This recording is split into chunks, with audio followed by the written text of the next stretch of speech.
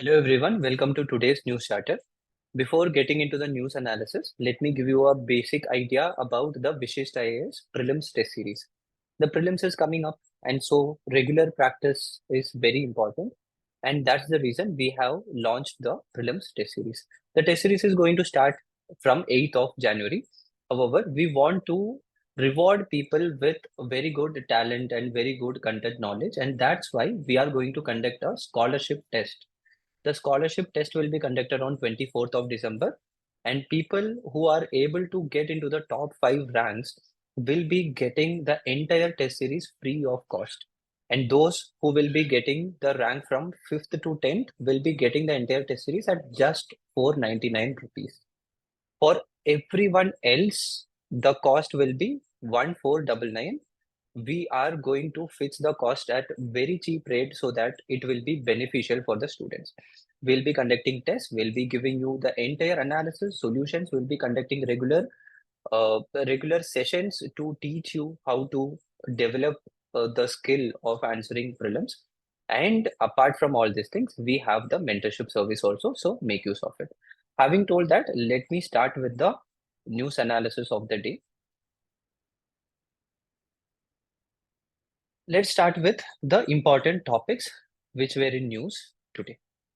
Retail inflation is something which is always in news regularly, and inflation is a very important topic from the prelims as well as mains. You know that very well. From mains, what you have to know what exactly is inflation, how the monetary policy committee of the country is taking care of inflation, what are the measures we as a country have to do to prevent inflation or keep the inflation at a particular limit.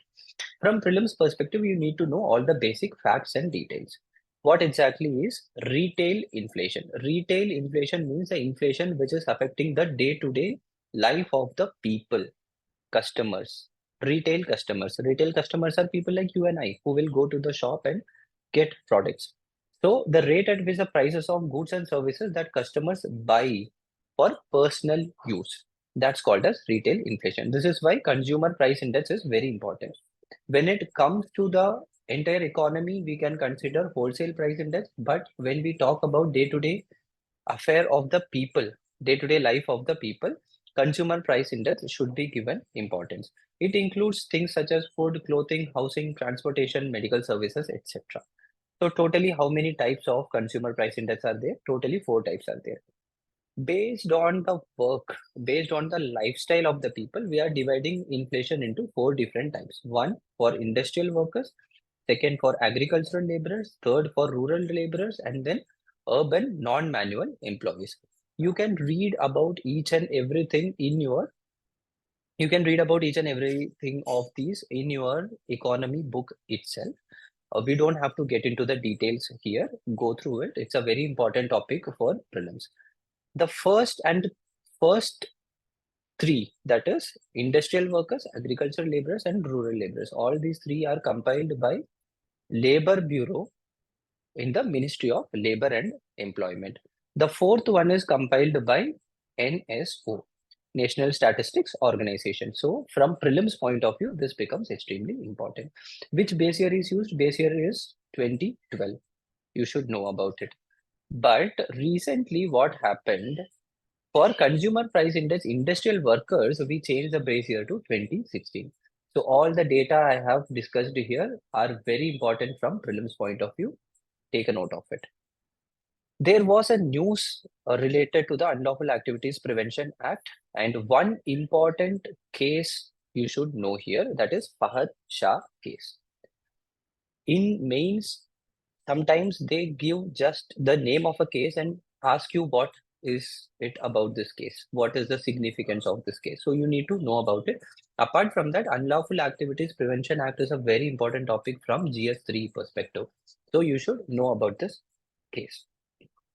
So what happens is, an investigation agency, according to this case verdict, it has been told, the court told that the investigation agency, for example, if it is Unlawful Activities Prevention Act, the National Investigation Agency is the investigating agency. You all know about it already. So here, the National Investigation Agency has to justify the arrest of an accused.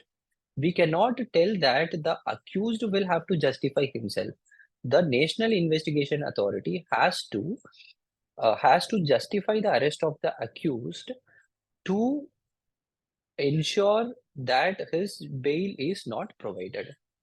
So if a person is arrested and if he is not given bail, then it is the responsibility of the National Investigation Authority to ensure or to prove that he poses a clear and present danger to the country. Only then he can be prevented from providing any bail. So this is the basic thing. If according to the Unlawful Activities Prevention Act, if a person is arrested and if he is not provided the bail and the National Investigative Authority or the National Investigation Agency is not able to prove that he poses a danger, then it will be the violation of Part 3 of the Constitution, which is the fundamental rights of the Constitution. Apart this, so this is this entire case. Other than this, about the UAPA, we need to have a basic idea. So, UAPA, if anyone is accused of UAPA, they can be provided with a death penalty or life imprisonment. And here, one provision you should note very well. Usually, anyone who is arrested has to be brought in front of the magistrate within 24 hours. But if a person is arrested under Unlawful Activities Prevention Act, in that case, the detention of the suspect can happen without charge or trial for up to 180 days. So this is a point which is extremely important. This you should know. Unlawful activities means what? Unlawful activity means supporting or inciting the secession of any part of India or the question or disrespects the sovereignty and territorial integrity of India is called as unlawful activities. So this definition is extremely important for mains. If you are getting a question related to unlawful activities, you can mention it in the introduction. Novozymes versus the Assistant Controller of Patents and Design. This topic was there in news today. Why have I included it here? Because it is important for your examination also. The reason is in GS3, there is a topic called intellectual property rights. So this topic becomes important. So Indian Patents Act is the act which secure the patent or secure the intellectual property in the country. So according to the Novozymes versus the Assistant Controller of Patents and Design, the Madras High Court told that if you need to get patent, you have to prove that your product have some differences or there is some increased efficiency. So why I'm telling this? Let's say, for example, there is a drug designing company. Let us say that there is a pharmaceutical company. And if the pharmaceutical company has been provided the patent for a certain drug, and later, once the patent time period is over, and the company comes up with some modification in the drug by adding or reducing some constituent, and if they tell that we have made some changes, so we have designed a new product, now you have to give us the patent. The government will tell, we will give you the patent only if you prove the overall efficiency. Only if you prove that the overall efficiency of the drug has increased, only then we can give you patent. Else we can't give you patent because it is a shortcut. It is a shortcut that is used by the drugs companies or pharmaceutical companies to prevent other people from manufacturing the same product. So this comes under the section 3E. You read about it. I hope you will understand. In case you have, if you have any doubt, you can always ask in the comment section. We will solve your doubt. About the Indian Patent Act, you should know from GS3 perspective, this topic is very important. What exactly is patent? Patent is the exclusive right provided to a person because he or she had invented something. That is called as patent. So what are the criteria to provide patent? That is dealt in this point. A new invention should be novel, it should be inventive, and then it should be capable of industrial application. Only then we can call it as a new invention. The act was amended in 2005, where Some extra products have been included here. It includes drugs, food, chemicals, and microorganisms. The total time period for which the patent is provided in India is 20 years. So these are all the basic points you should know. There is one certain concept which is important from prelims perspective also. What is compulsory licensing? Compulsory licensing is a concept which comes under the trade related aspects of intellectual property rights. That is the TRIPS agreement. India is a participant of the TRIPS agreement. According to this agreement, if there is some product which is very important for the survival of the people, for example, tablets or any pharmaceutical product, then it can be given patent for 3 years. So until the first 3 years, the government can tell only the inventor or the manufacturer can manufacture it. After 3 years, it can be manufactured by others also. This is called compulsory licensing. Very important concept from prelims perspective. Synchronous extreme rainfall events is something which was in news today, which has been in news regularly. India is suffering with either extreme amount of rainfall or lack of rainfall. In this context, synchronous extreme rainfall events has been in the rise in India. So we need to know what exactly it is and what is the concept behind it. So when we talk about synchronous extreme rainfall events, it is a very basic concept. You don't have to confuse yourself. One thing, due to global warming, all the weather events, all the global climatic conditions have been changing. But when we talk about the Indian monsoon, there is certain thing which has not been changed at all, not been changed for the past 100 years. So this is called a synchronous extreme event. So what is a synchronous extreme rainfall? Synchronous extreme rainfall means when the monsoon hits the country, there is a certain thing which keeps happening always. That is, when we talk about this region, that is from West Bengal till Gujarat. From West Bengal till Gujarat, this entire region is acting like a pan. This entire region, which is called as the monsoon highway, is acting like a pan where extreme amount of heat is generated. Due to extreme amount of heat generation, extreme rainfall events happen in this region. This is called as a synchronous extreme rainfall. It happens during the southwest monsoon in India. So this is all you need to know. You don't have to get into detail because this concept is still under scrutiny. It is still under study.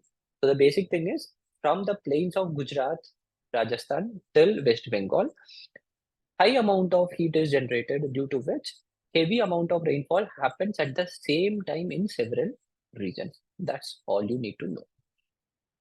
Certain important points from mains examination perspective.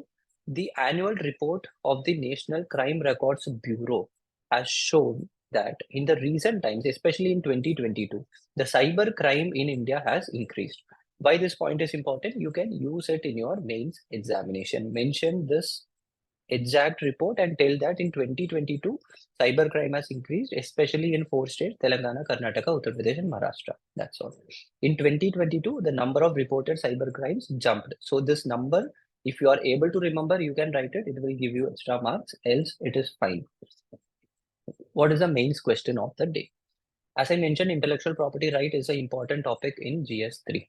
So what is intellectual property right? Which laws in India protect the intellectual property right? So here what you have to do is in the introduction, write clearly what intellectual property right means. What is the meaning of it? What is the definition of it? Then you start to write about each and every law.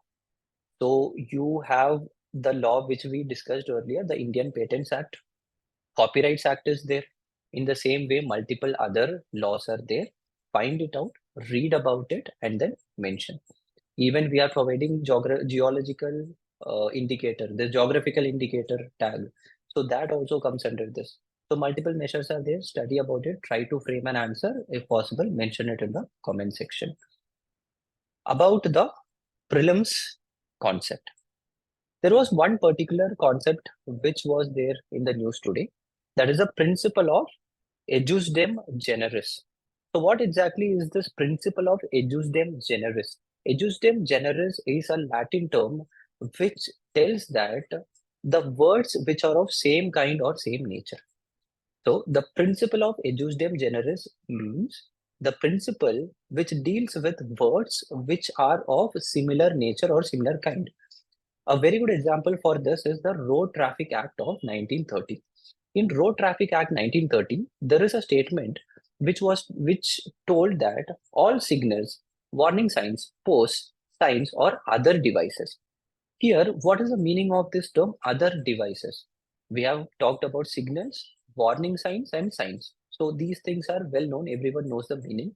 What is the meaning of other devices? So there was a case in which they had told that the lines which are drawn on the road surface, that also comes under other devices. But the court told we cannot include that in other devices because here all the other words which we have mentioned like signals, warning signs, signs, these things come under a certain category. But lines do not come under that category. Anyone can draw a line on the road. We cannot tell that that is a signpost for traffic.